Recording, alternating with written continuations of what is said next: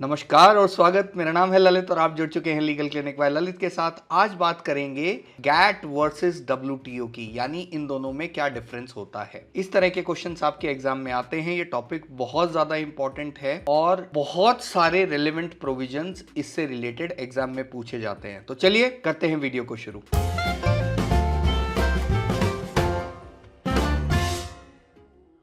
सबसे पहले समझिए, गैट जो था वो एक जर्नल एग्रीमेंट था जो टैरिफ्स और ट्रेड पे हुआ था और ये एक प्रोविजनल स्ट्रक्चर था। हालांकि डब्ल्यूटीओ के साथ ऐसा नहीं है। डब्ल्यूटीओ वर्ल्ड ट्रेड ऑर्गेनाइजेशन, इसके जितने भी एग्रीमेंट्स हैं वो परमानेंट नेचर के होते हैं। GATT was just an agreement जो पार्टीज ने साइन किया था। हालांकि अगर आप डब्ल्यूटीओ की बात करते हैं तो ये एक ऑर्गेनाइजेशन है। गैट के अंदर कॉन्ट्रैक्टिंग पार्टीज थी, जो भी कॉन्ट्रैक्ट साइन करता था उसे कॉन्ट्रैक्टिंग पार्टी कहा जाता था। हालांकि डब्ल्यूटीओ में ऐसा नहीं है। डब्ल्यूटीओ में इन देशों को मेंबर नेशन कहा जाता है। साइड एग्रीमेंट करना किसी भी देश के लिए अलाउड था। गैट के अंदर कोई भी, गैट के अलावा भी दो देश आपस में एग्रीमेंट कर सकते थे। हालांकि डब्ल्यूटीओ में एक यूनिफाइड पैकेज ऑफ एग्रीमेंट्स किया जाता है। ग्रैंडफादर क्लॉज जो था वो गैट के अंदर अलाउड था। हालांकि डब्ल्यूटीओ के अंदर उस ग्रैंडफादर क्लॉज को कैरी फॉरवर्ड नहीं किया गया। अब ग्रैंडफादर क्लॉज क्या है ये जानने के लिए आप मेरा पुराना वीडियो देख सकते हैं, जो कि आपको यहां पे मिल जाएगा।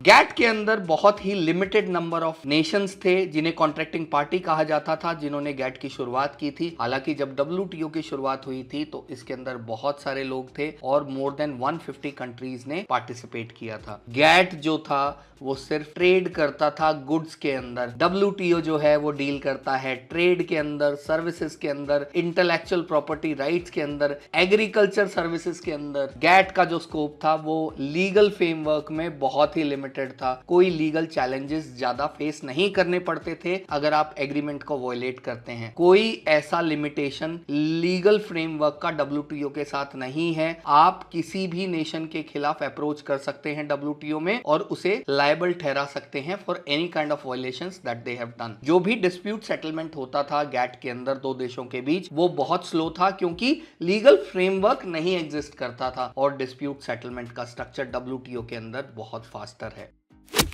इसी उम्मीद के साथ कि आपको ये डिफरेंस क्लियर हो गया होगा, मुझे दीजिए इजाजत। स्वस्थ रहिए, सशक्त बनिए। जय हिंद, जय भारत।